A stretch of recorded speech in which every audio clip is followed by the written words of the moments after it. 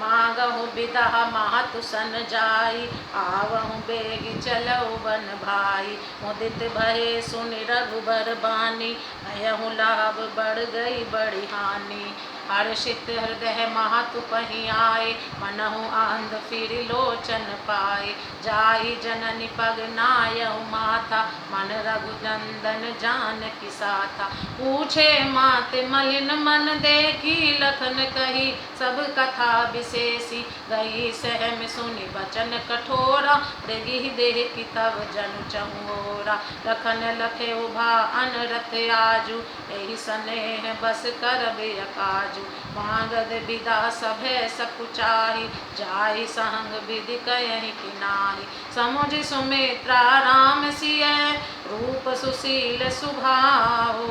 नृप सनेहु लखि धुनेहु सिरो, पापिन दीन कुदाऊ।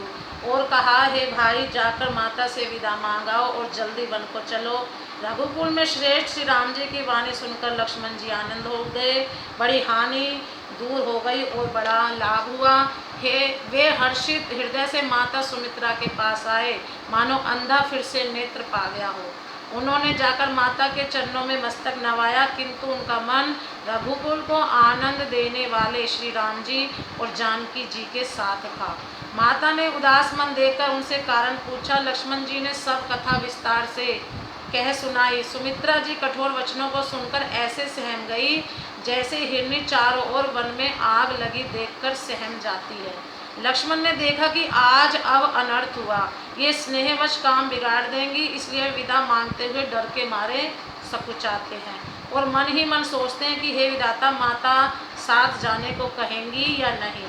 सुमित्रा जी ने श्री राम जी और श्री सीता जी के रूप, सुंदरशील और स्वभाव को समझकर और उन पर राजा का प्रेम देखकर अपना सिर धुना, पीटा और कहा कि पापिनी केकई ने बुरी तरह घात लगाया। धीरज धरहु को अवसर जानी, सहज सुहृद बोली मृदुबानी। तात तुम्हारी महतु दह देही, पिता राम सब भांति सनेही। अवध तहाँ जह राम निवासु, तयहि दिवस जह भानु प्रकाशु।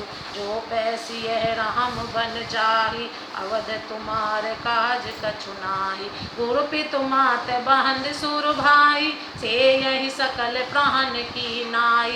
राम प्राण प्रिय जीवन जी के, स्वार्थ रहित सदा सब ही के। पूजनीय प्रिय परम जहाते, सब मानिय ही राम के नाते। अस जिय जान सहंग बन जाहु, देहु तात जग जीवन लाहु। भूरि भाग भाजन भयहु, मोहि समेत बल जाहु। जो तुम रे मन छाड़ छल, कीन राम पद ठाऊ।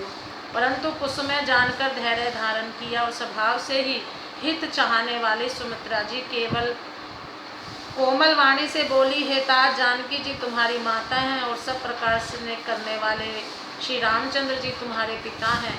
जहाँ श्री राम जी का निवास हो वहीं अयोध्या है, जहाँ सूर्य का प्रकाश हो वहीं दिन है। यदि निश्चय ही सीताराम वन को जाते हैं तो अयोध्या में तुम्हारा कुछ भी काम नहीं है। गुरु, पिता, माता, भाई, देवता और स्वामी, इन सब की सेवा प्राण के समान करनी चाहिए।